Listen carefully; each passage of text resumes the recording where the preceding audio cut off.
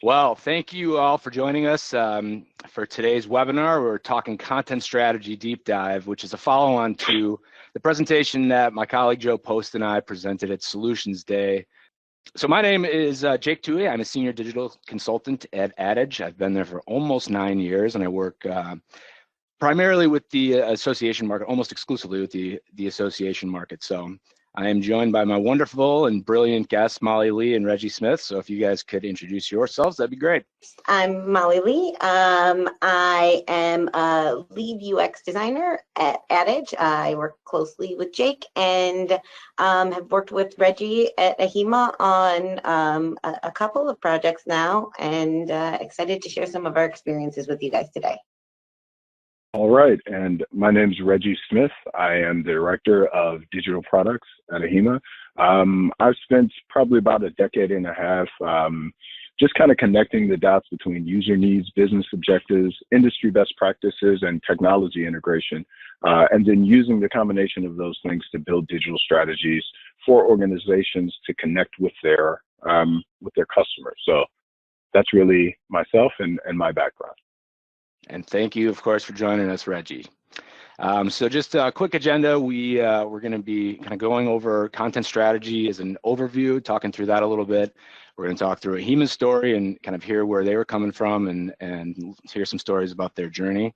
Then we'll talk about how to develop the content strategy. So that's really the deep dive piece. And like I said, we'll have some Q&A at the end. So just to give you a quick overview of Adage, we are based in downtown Chicago. 87% of our clients are nonprofit organizations and associations.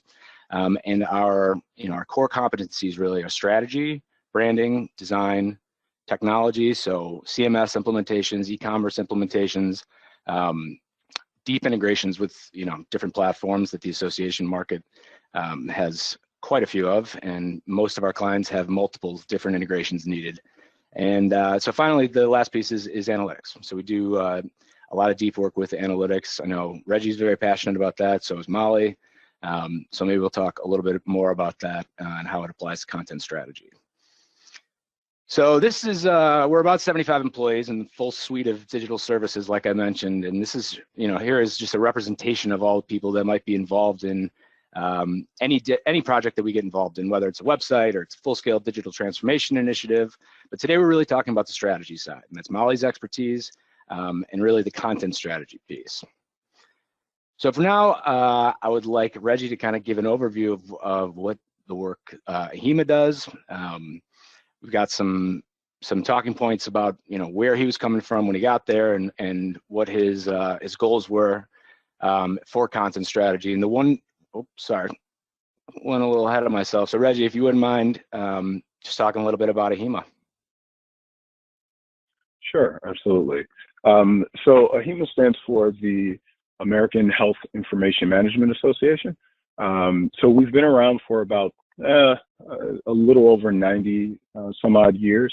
And AHIMA does a number of things, but kind of two main focuses. So AHIMA really acts as an educator and as an advocate, right? So we really aim to educate our professionals.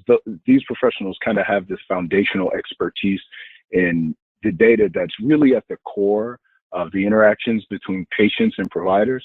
And so what we do is we help them apply that expertise to this, I would say, ever-evolving landscape that is healthcare, and healthcare specifically in this digital era.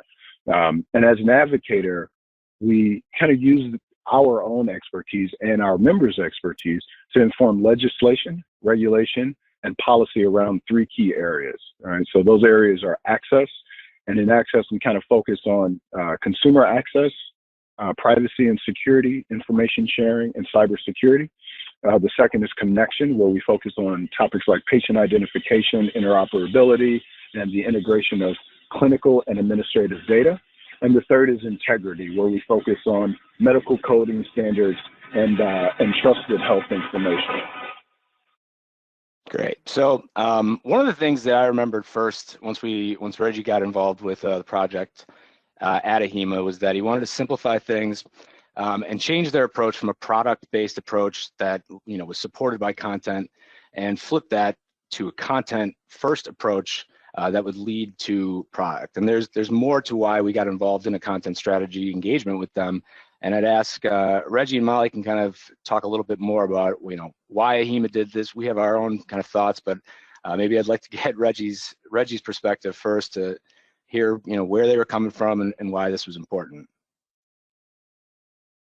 Sure, absolutely. So for a little context, I started at AHIMA in January of 2019. So when I came in, the edict that came down from our leadership was really to try and change our approach and change our strategy. So they had been thinking about this, let's really try to get into the era of content as opposed to product. And in doing so, one of my first charges as director of product was to eliminate a lot of our, if you will, bloat in relation to our product line. So I came in, I cut our product line down a significant amount, and really started to focus the organization towards moving to this content first strategy, where we were very product first previously. And when I say product first, what I mean is, we kind of led with, here are the things that AHIMA can offer, right? We didn't really lead with, here are the types of expertise that AHIMA has. Here's what that means in the healthcare system and the healthcare ecosystem. And here's now how you can learn and benefit from from that expertise that we offer. So really just reshaping that focus to lead with our expertise and our content, and have that lead our customers, our members, and other stakeholders towards our different product offerings. Yes, and when we first got involved in content strategy, Molly, you can talk a little bit about this. It stemmed from a need or a requirement for content migration, and I hear that all the time in the association market when they're trying to build out a new website. They ask about content migration first and how are we going to do that, and we always say that it has to start with content strategy. So I'll let Molly talk a little bit more about that. Yeah, so I think that is a great point, that we never want to do a migration without thinking about what we're bringing with. That would be like packing up your house and not getting rid of the box that you hadn't unpacked since you moved from your last house. We want to make sure that we're going through and understanding what we have, but we also we also wanted to kind of leverage this as a pivot point, not just to say we're going to take stock and make sure that the content that we have is good, but to say we're going to actually change what we are as an organization and how we present ourselves online. I think that AHIMA had a really good solution to that, which was they have a really tech savvy product team, that's Reggie's team, and they have a really deep bench of institutional expertise in health information management. And really we forced ourselves to come to a place where we melded all of those expertises together to create this kind of connected content model that allowed us to serve up their content in new and unique ways, which we'll get into a little bit here. I like, Molly, when we were talking earlier, you said it was starting with content migration instead of strategy first is like trying to mop the floor when you still got clothes on the ground. So I like that. A lot of dirty house. So I talk about this a lot, the 5 association challenges that we see most commonly. And one of the things that is important to think about is that when we see a problem with search being the third thing that we've identified as an issue with associations, having a poor search experience, it usually starts with a content problem. So to talk through kind of how we connect through content, if you attended Solutions Day, one of our main objectives in our approach to content strategy is meeting users where they are. Associationtrends.com had a stat that I like, that the 24 to 35-year-old members make up less than 1% of association memberships, which is crazy because, we talk through this now more than ever, your online presence is your brand, and your website and the content on the site is most likely going to be the first impression that you make on somebody, right? So with content that's accessible, we need to find a way to provide information to users, but also to build trust in the association. And that's that brand piece. You're supposed to be the most reputable source in the industry. So then when we're thinking about content, we need to think about optimizing it within the four walls of our site, but also how portable the information is. Where are users looking for it and finding it? And usually that's through search engines and other interfaces. So users want content curated for them. And I think about that like the Netflixization of how we consume content. And things are always changing, right? And they're advancing quickly, and it would be crazy to expect, to keep up with the Amazons and Netflix of the world, but the very least we can do is not just do the same old thing, but we have to try to keep up with the user expectations and the member expectations that exist already. So again, how do we meet where they are? Where do you meet your members? Starts with drawing them in, building trust, and ends with making your site the ultimate authority in the area of your expertise. So real quickly, I'd like Molly to kind of walk through the content maturity model that we often talk about, and then I'd love to get Reggie's his feedback and maybe some thoughts of his own. Yeah, so for us, really, the content maturity model starts off with you getting to know your content really well with that content analysis. And up at the top with that recommendation engine, it ends with your content knowing your users.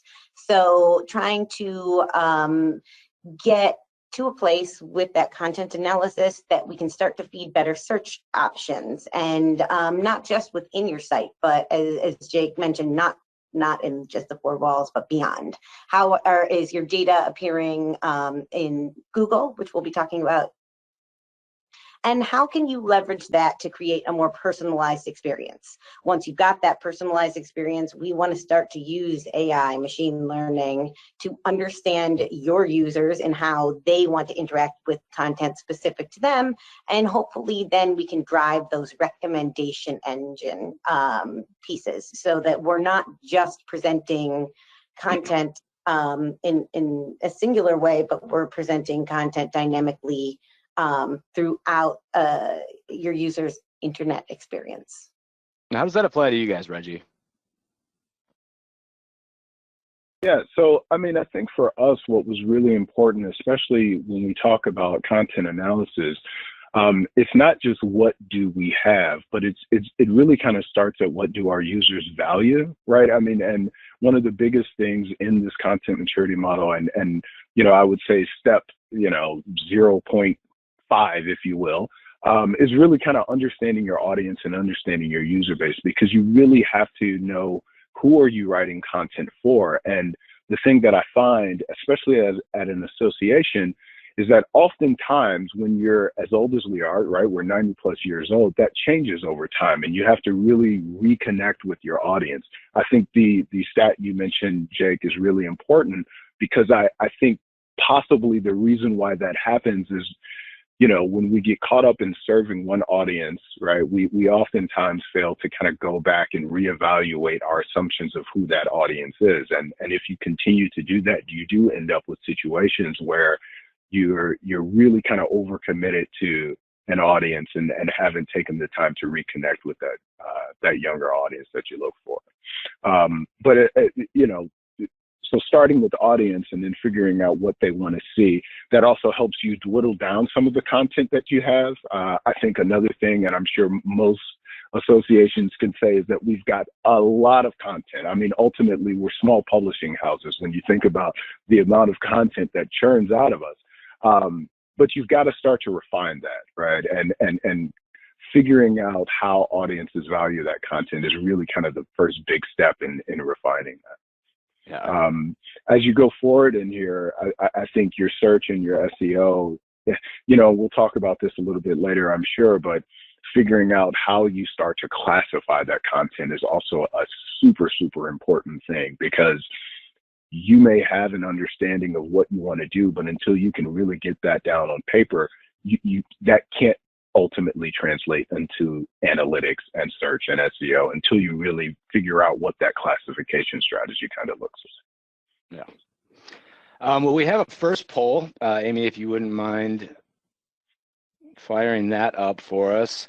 We're talking about where do you think, we're asking the audience, where do you fall on the content maturity scale? So maybe you have a lot of content, no strategy. You might have a thorough understanding, but it's not easily findable. You may have a great search experience and people can find their content, but what you want now is kind of that third step, the personalized experience. And then we write to specific audiences and can dynamically serve content to them. And we've got great search, personalization. We use machine learning, so you got it all figured out. So 20 seconds left here on my countdown. We'll be closing it down at that point, sharing the results, and then moving on from there. So 10-second countdown for everybody. Please get your votes in.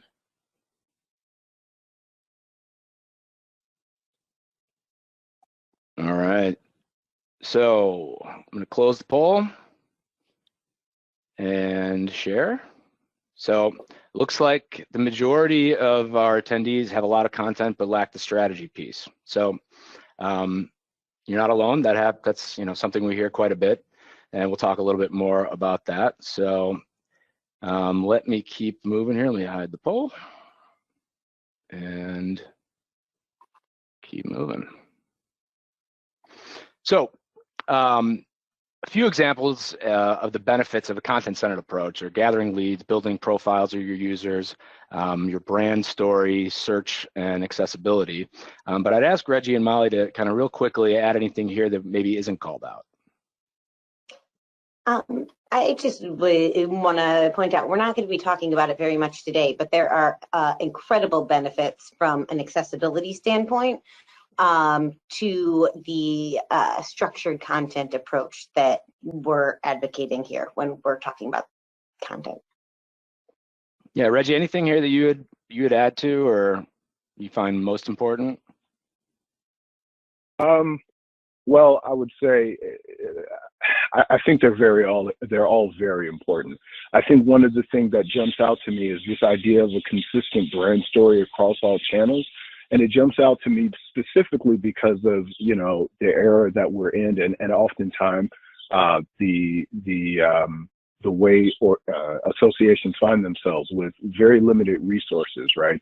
So if your story is not consistent across brand channels, what you end up doing is diluting your efforts and diluting those resources because you're all doing different things. You want to make sure that everyone's pushing in the same direction, and kind of focusing in on that consistent brand story across all channels can really help you to do that. Yeah, I think we hear that quite a bit, and it really comes down to the silos that exist in most associations and how important it is to break those down in order to have the consistency across your brand. So to get specific with what mature content means for AHIMA, we have a couple points here, and I'll throw it to Molly real quick to talk about content supporting commerce, and Reggie, of course, we'd ask you to jump in as well. So if you're having content discussions, but you're not talking about commerce, then you're missing a huge opportunity here. So generally, we really hope to drive conversion rate optimization. Can you go to the next slide, Jake? Sorry. Yep. So generally, we talk a lot about driving conversion rate optimization. And I know for associations that can mean different things, but whether commerce for you means continuing education, books, webinars, memberships, there are areas that you can be driving your users to using the content that you have on your site today. Any thoughts on that, Reggie, before? Or anything on helping your users connect to the content? Sure. I mean, in terms of driving content, one of the things that we find is that oftentimes content, although initially it can be resource intensive to produce, it's got a long tail, right? And if you create the right content, that can become your biggest driver of organic traffic, right? And typically, standards dictate that organic traffic is usually going to convert a lot better than some of your paid efforts. So again, it's one of those things that When you drive users to your content, you're creating a consistent and long-lasting funnel of engaged users who then can be pushed to your commerce. Yeah, and we were talking about, Molly, if you want to talk about something I just mentioned, breaking down the silos in relation to a content governance strategy. Yeah, so we just talked about how this applies to commerce, but it's not just commerce that we want to give our members. We want to provide value as an organization as well. And Reggie touched on this earlier. One of the major things that we hear from a lot of organizations is that they do tons of advocacy work, but they're, not super engaged run-of-the-mill members might not know all of the efforts that their organizations are doing. So we want to be able to have sort of a unified approach based off of a unified taxonomy. This is one of the things that we ask almost every association. Do you have a taxonomy that controls your scholarly writings, your journals, your articles that you have on your site, your books, your webinars? You guys all know all of your product lines and content types, but the answer is always, well, legal resources does it this way and marketing does it that way. And, we have no way to connect any of these. That's the silo that we really need to be able to break down in order to connect your content. Right, and to kind of wrap this up, when you're talking about a website redesign or a content migration to a new site, I think this is interesting. That designing a new site and without content, without the strategy with content, it's not design, it's decoration, right? So let's dive in. The content strategy and our approach and what we think of it. This is how we define content strategy. So it's the story of your brand. It's who you are, what you do, what you offer, and the best version of that story. So Reggie, what would you add or change to this definition that we use? Or you could tell us that it's perfect. Yeah, I mean, I think this is definitely a good way to think of your content strategy. Who you are. Yeah, I mean, I think the biggest thing here is just going back to that idea of connecting the audience, right? Your audience, and I think that has to be core throughout your content strategy. Is just always kind of coming back and making sure that you're connecting with that audience is going to help to improve any strategy in relation to content that you'll have for your organization. And it's done wonders for us because it allows us to just, you can oftentimes get caught up in some of the work you're doing and kind of forget about your customer, your audience. And when I forget, I don't mean they're out of mind. It's just you can get out of touch. And again, just coming back to this always helps to kind of reconnect you. Yeah, that's great. That's a great point. So here's our, the 4 pillars or the 4 steps that the overall steps that go into a content strategy effort. So it's starting with inventory or auditing your content, creating the content governance, creating content guides, so how you're going to use content on your website, and then the taxonomy and metadata piece, which is the 4th step here. So I'm going to ask Molly real quickly to kind of walk through these. I want to make sure we keep it moving here because we're about halfway through our time. I got you, and not halfway through our slides. So just we're going to be going deeper on most of these pieces in a few minutes, but just at a high level, content inventory is really an opportunity to take stock of everything that you have on your site. And as Reggie had mentioned before, also gives you a chance to see what you don't have. Content governance is a place for us to finally get that one unified process for getting content produced. Content guides are important for us to be able to help you guys keep that consistent messaging across all of your platforms. And I think that taxonomy and metadata is really the connective tissue that brings all of this to life. Awesome. So let's talk about how we get started.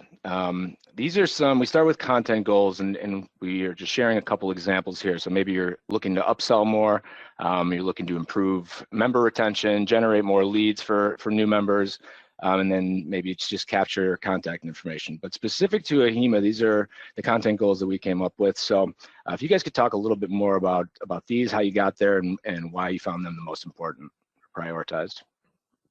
So Sure. oh, Reggie, you can take a shot. Oh, well, I mean, I think, and Molly, feel free to chime in here. For us, I think that the first one kind of stands out to me, right? Transforming user behaviors. A lot of that was because we found that because our content wasn't as organized as it could have been, that our users were engaging with our content in ways that were outside of the platforms we would have preferred them to engage with, right? And so I think that's a key point, because oftentimes that is what happens when your content isn't, when you haven't thought through your content strategy and figured out how to organize your content and present them to your users. All right. I know Molly wanted to talk about the streamlining the products and certification one and wanted to call that out, so we'll let her do that. So, and we touched on this a bit earlier, but it was Reggie's main goal to be able to really silo or really narrow down the content that they were producing to support their certifications, so that we would really have this clean and crisp path that users could take through a certification process that would ultimately drive users to products. So whether it would go on the path of becoming a registered health information technologist, RHIT. I don't. That's right. I'm an amateur, I think I am at this point. But you know, if they select a path, we should have a bundle of products that are waiting there for them at every step along that journey, from prep to taking the certification exam to maintaining that certification, and hopefully moving them along in their career progression as well. Right. So let's talk about the the connected content model. So Molly, real quick, if you want to talk about atomic content design. Sure. So when we think about content, we really want to try and separate the information that modifies your data, such as the author of an article, the price of a product, or the type of continuing education that can be earned by watching a webinar, from the content itself. And that one of the more well-known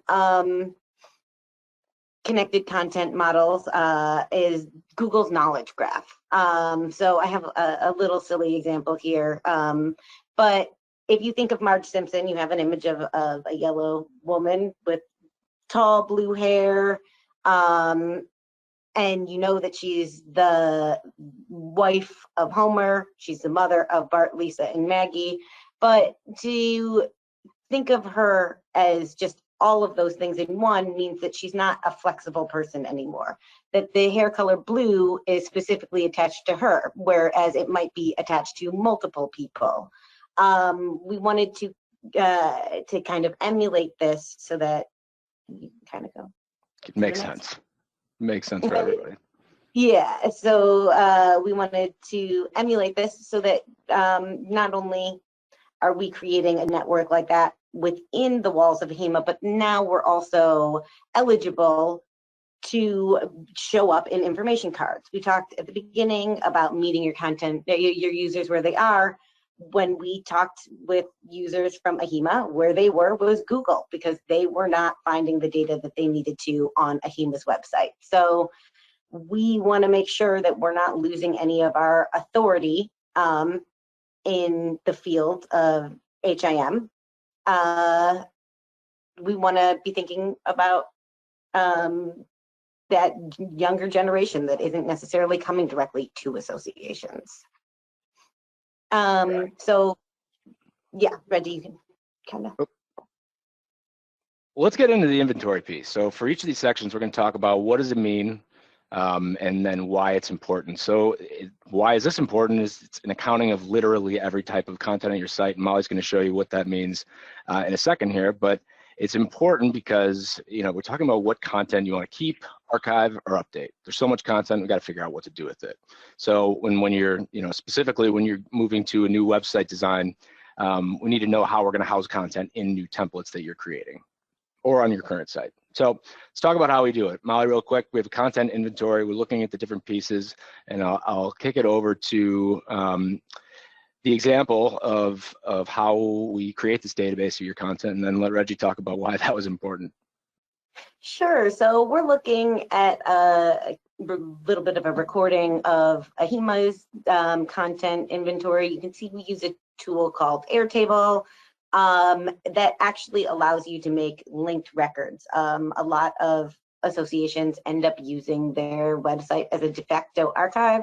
So this ends up creating a more realistic model of that. You can also use it ultimately to track some of the content governance pieces. This can be a living, breathing document that really helps you maintain. Right, and Reggie, why was that important for you guys when you're looking at sites you got in content?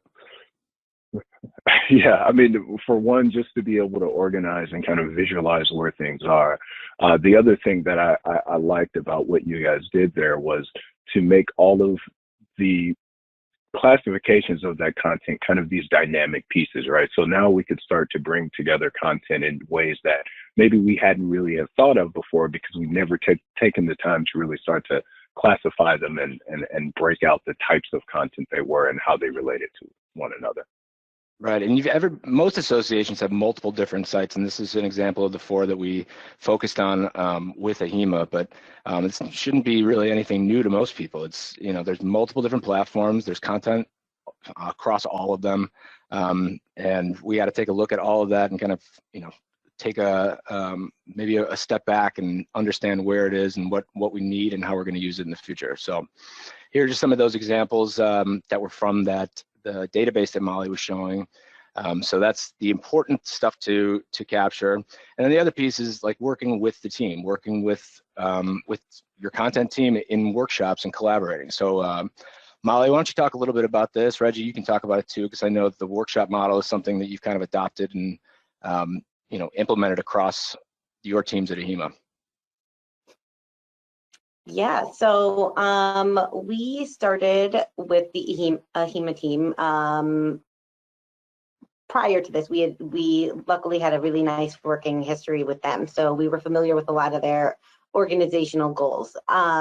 Because of that, we were able to use our workshop time as an opportunity to take really a deep dive with Reggie and his teams. We started by documenting the process that they use to get different types of content onto their website today, and then continued to work with different subject matter experts in different areas of the association, working through a multitude of problems. I know, Reggie, you had some thoughts on the content governance pieces workshop. Sure. So I would say overall about the workshops, not only the content governance. I think what I'll say about the content governance pieces is those can be challenging, right?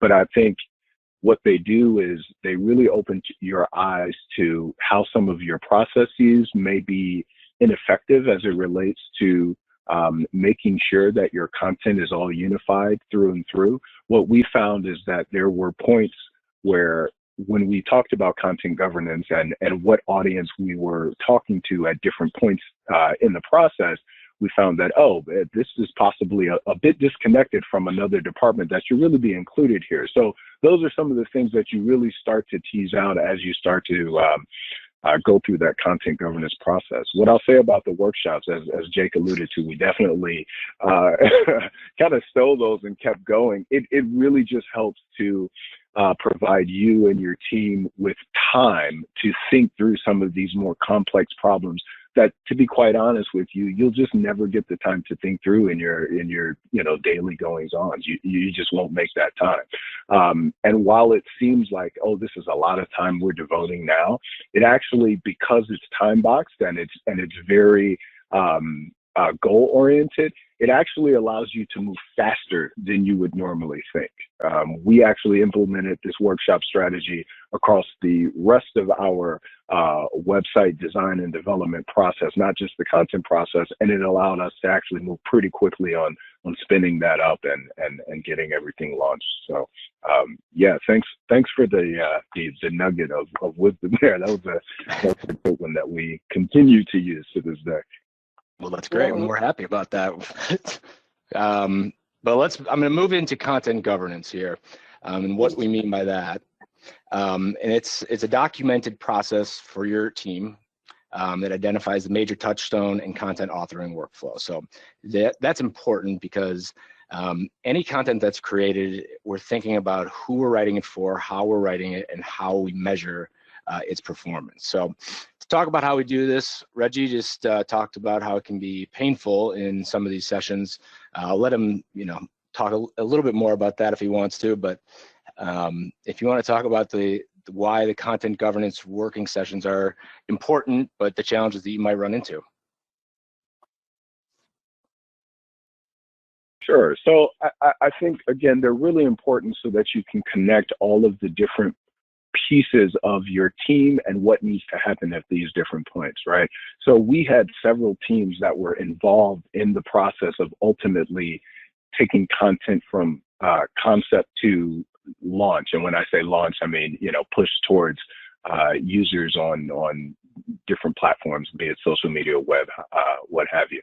And so really what this does is it allows you to kind of reconnect with each other and say, okay, where do we all need to play a role here, right?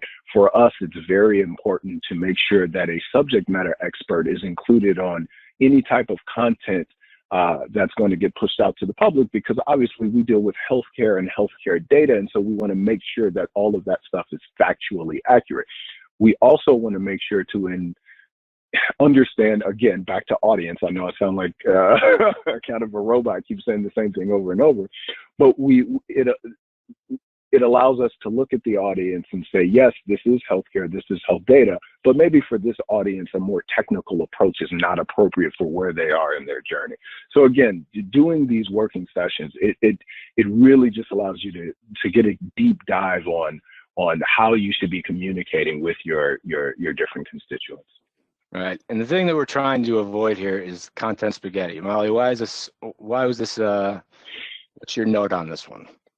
Yeah, in general, when we were talking with the AHIMA team, we found that there was no consistent process for getting content onto the website, content published in journals.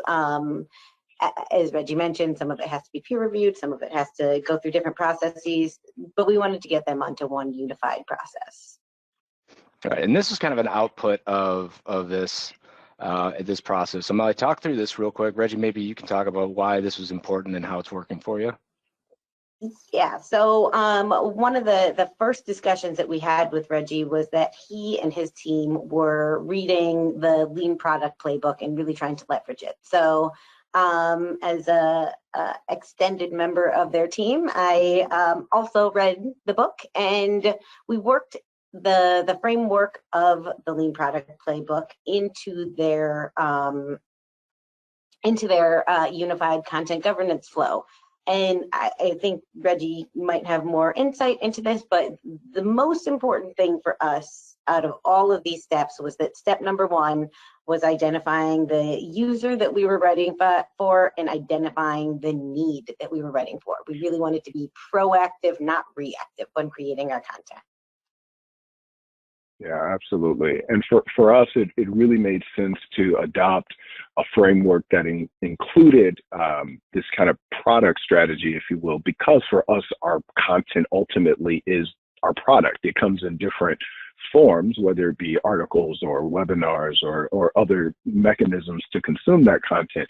We wanted to make sure that we were able to quickly spin up content for the right audience, test it with that audience to validate that we've made the connection between, you know, our customer and the product that we're trying to serve.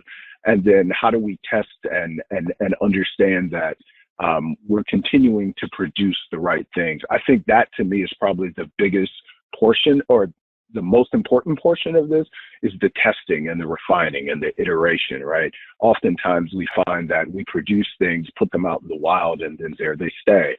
But, you know, things change. Obviously, we're experiencing one of the biggest changes we've ever experienced in all of our lifetimes, I would say, right? So being able to test and iterate on those things is really important. And this framework allows you the ability to do that in a very consistent way, and in a way that fits into your process and doesn't kind of disrupt things. Yeah, so Amy, if you wouldn't mind throwing up our next poll, we wanted to hear how the audience, you know, where they're coming from with a defined plan for how content gets published on their website. So do you have a defined plan? Maybe you don't.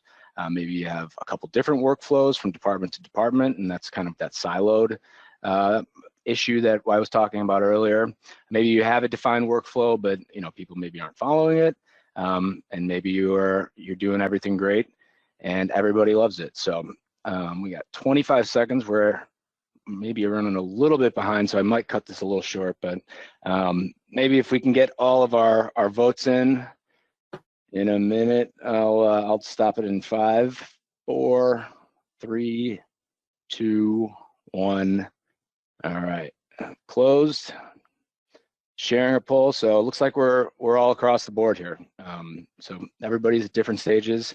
It's pretty evenly distributed. So that's interesting, and it's good to hear that people we're talking about content that's different for everybody that's joining us today. So I have closed the poll, and now we will talk about kind of the steps in content governance. So we always define a problem space for each step. So Molly, if you could just talk real quickly through these 5 steps, breeze through them. Okay, so like Reggie was mentioning before, this is very similar to if you've worked on any type of an agile workflow. The first thing that we do is determine that problem space. Who's our target user? And the second thing that we do is select a content goal. We showed you the goals of AHIMA before. We attach every piece of content to one. So then we differentiate how do we differentiate this from content that exists? If it's not different from content that already exists, we see if there's anything that we can do to modify the content that we've got on hand.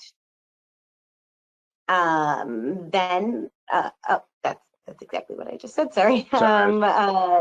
Nope.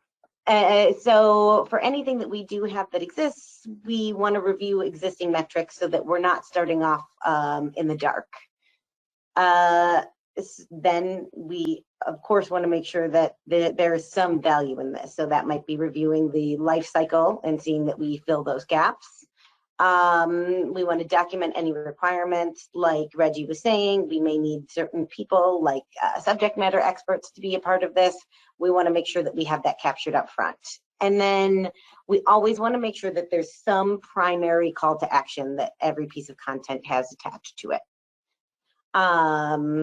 So for MVP, minimum viable product, we may say we don't have the resources to get this whole product out the door right now, but what can we get out? Select those resources, like the subject matter expert, a technical writer, a graphic designer, and then determine what content channels you're going to be putting this out onto, because if it's going to be something that's a social post, it obviously has different needs than something that's a scholarly article. I think we can go on to the next piece. You're going to select content type. And then really, just like any other agile process, we're going to be testing and iterating. Every few months, we'll be setting up a time to review the metrics on content that's been up. And if it's meeting our expectations, we'll continue to monitor it. And if it's not meeting our expectations, we'll see You know, why is this over or underperforming? How can we leverage it if it's overperforming, or correct it if it's underperforming? So examples that we have here of some of those steps of determining the target user. These are some of the AHIMA personas that we developed. So Reggie, maybe you want to talk about, you know, walking through this, or Molly, you can add some things too, but determining the users and then determining the level of knowledge of those users along that process of content creation. Yeah, absolutely. So, I mean, again, and I've, you know, kind of been saying it since the beginning here, audience, right? User, who are you creating content for? That's probably the most important step of the whole thing before you can move to any other steps. If you want to go forward here, Jake, and for us, you know, determining that level of HIM knowledge. So we've got a variety of different stakeholders. Not all of them are really familiar with HIM, and once you dig into HIM, it starts getting pretty complex. So we need to figure out a way to, you know, for a new user, how to introduce them to the world and make it relevant for them, right? Then, you know, determining what that goal is for a new user. Oftentimes our goal is to try and get them interested in one of our certification products or product that may lead them to get a certification. So Molly, you want to talk about, you know, what that looks like? So again, this carries with that theme of meeting your users where they are. We want to think about any content that we put up on a continuum. So in this situation, we may have a user who's Googling, what is health information management? Which we want to use as that entry point to get them to understand not just what health information management is, but what AHIMA has to offer. This, as Reggie just said, will hopefully lead them to one of our certifications or one of our pieces of content that may help them determine whether they're ready to be certified. And then this is where we really start to see our content driving that commerce path. So if you guys could talk through just understanding the existing experience, why that's important, and how you fill the gap where there's a need. Sure. You can go, Reggie. Oh, I mean, for us, really, it was, you kind of haven't called it out there, right? Research, right? So one of the things we continue to do is, to this day, we still do research on all of our content or pages, if you will, on our site to make sure that we're always delivering what audiences are expecting on those pages, right? So filling that content gap, the only way to fill it is to really understand it, and the only way to really understand it is to see it through the eyes of your users. So continuing to conduct user research on any type of display of content that you have, be it a web page or mobile app or what have you, is always going to be key there. Okay. Well, Amy, if you wouldn't mind throwing up our last poll, and thanks, Reggie. I'm sorry, I'm trying to move us along here. We're getting close to the end. We'd like to answer any questions if we have them, but our last poll is, which of the needs do you focus on when you are writing content? So do you look at the audience? Like Reggie's talked quite a bit about that, and we think that's, you know, the most important way to do anything is look at your audience. But the audience, you think about the topic, the goal, or the internal messaging of that. So if we could get some votes are coming in right now, and I will let it go for another 10 seconds or so.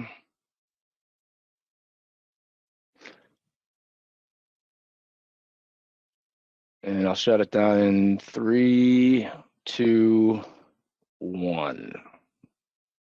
Poll's closed. All right, so it looks like the majority of our attendees are focusing on the audience and then the topic, and then goal in that order. So nobody is focusing on internal messaging. That's interesting, but we, if we're going to keep kind of moving into, you know, reviewing existing metrics, Molly, just touch real quickly on this. You know, how does it compare to content that's performing, similar content how that's performing? Excuse me. Yeah, for us, it's just measure, measure, measure. We want to be strategic in how we measure things. So we always like to hook a goal up to a specific measurement. I think I'm still seeing the poll, not the deck. Sorry about that. No. There we go. So, you know, sorry, we don't want to just be thinking about how is your content performing in a vacuum, but how is your content performing in regards to our expectations of how it should be performing. So to move into, to move into content guides real quickly, we create these guides for content to help you, give you a guide for how you're going to display content specifically for the web, and then not focusing on the technical writing of content, but the tools you need, and to make it searchable and comprehensible, and then for SEO and accessibility, which Molly touched on earlier. So I'm just going to let Molly talk through these real quickly. This is an example of kind of an output of what happens with the content guides, and what we end up delivering as a part of that process. Sure. So here we're talking a lot about not just how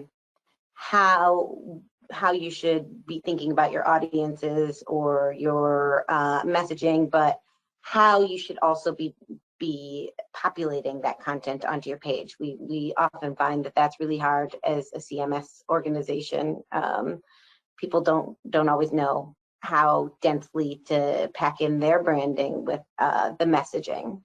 Here what we're looking at is a proposed taxonomy site map for AHIMA, and you can see that relational piece that we're talking about. Nothing is specifically connected in the way that you wouldn't hardwire certain pieces of your website together. We wanted to be able to keep that malleability in their taxonomy.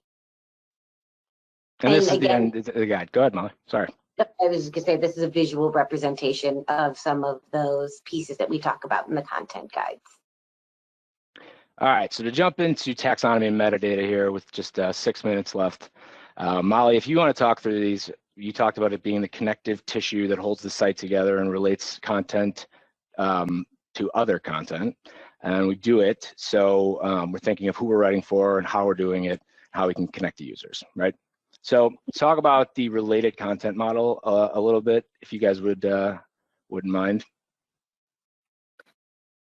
Sure. So again, this really is similar to the piece that we talked about before. How can we lay the groundwork for really great search, not just within our site, but beyond our site? A lot of people talk about SEO from, a keywords point of view, but for us, having this really rich taxonomy, this is the final taxonomy that came as a product of working, what was it, Reggie, 3 days together? This was pre-COVID in a little room.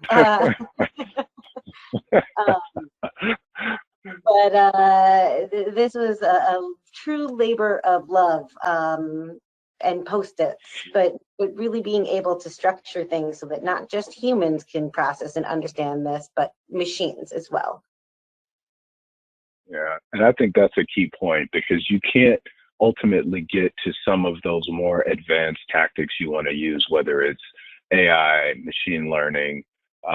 You can't get there unless you do this work. So this is really kind of one of those foundational steps to being able to allow your organization to be scalable as it relates to content, because there will get to a point where it becomes untenable to continue to link different content pieces back with one another.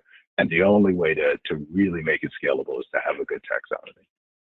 All right, and we just talked about the strategic content approach, and you just, Reggie, you're starting to touch on this, but we take this, 1, 5, 10 mile approach. So Molly, if you want to talk through, or if Reggie and Molly, if you both want to kind of talk through this, I'm just going to kind of advance and talk through maybe first the browsing and searching piece, and then we'll move from there. Yeah, just like Reggie was just saying, you gotta walk before you can run, and getting browse and search under our belt was just such an important first step for us. We want to be able to provide really cool, robust features, but if we don't have that connection, we're not going to be able to produce the content that our users are looking for and expecting. Absolutely. So this is one of our objects from our connected content piece. You can see here that it flows like we talked about at the beginning, from the products through the certification, and really understanding all of the pieces of content that we have that are connected to that one piece. And then the 5 mile approach. Yeah, at that 5 mile, we're hoping to leverage those the content, not just to be able to say, okay, we understand how one piece of content works, but if we now know that a user is interested in specific types of articles and products, we can filter those things through their preferences and display what is going to be most likely preferable to them. Then when we get to that third step, and when you're really running, AHIMA was ahead of the COVID pivot on this, but this is what we're hearing from all of our association clients now. They're looking for that personalized learning experience to diversify from just those in-person events that are risky in the age of COVID. So if we're able to provide, take those object models, say we understand what job you currently have, we understand the certifications that you have through us and the experience that you have, we may be able to recommend something like a new career path that could make you more money and be of interest to you. So this is just a little comparison of different objects and content types that can get you that really rich, robust recommendation engine that's not just parroting data back, but also giving context. Yeah. So that's it. And that is ultimately true personalization. Yeah, but that's easy enough, right? I do think that we had one question. Luckily, only one, which was, how do events fall into this overall content strategy? Which is a great question. And I think that events should be thought of similarly to any other education that you have. Most of what we are seeing today is that events are not ever going back to just being all in person. They're always going to be some hybrid component. So if there's going to be a digital component, you should be treating it just like the rest of your digital content. Yeah, Reggie, how are you guys? How would you answer that? Sure. I'll kind of extend on what Molly said. Events should be folded directly into this. I'll even say, even when there's a time when we can go back to in-person events, this still fits, right? I mean, ultimately, an event is just a different mechanism of delivering content, right? So when you talk about what are related pieces to some of the content you have, events would ultimately end up being related. But the only way it can be related is obviously through that taxonomy, right? That kind of core piece that brings all of these things together and connects whatever type of content you have, regardless of mechanism. Great, and we still got most of our attendees are still here, but so if you guys wouldn't mind talking about some quick wins to take away from all of this, and then some successes, maybe some lessons learned, and then we'll wrap it up from there.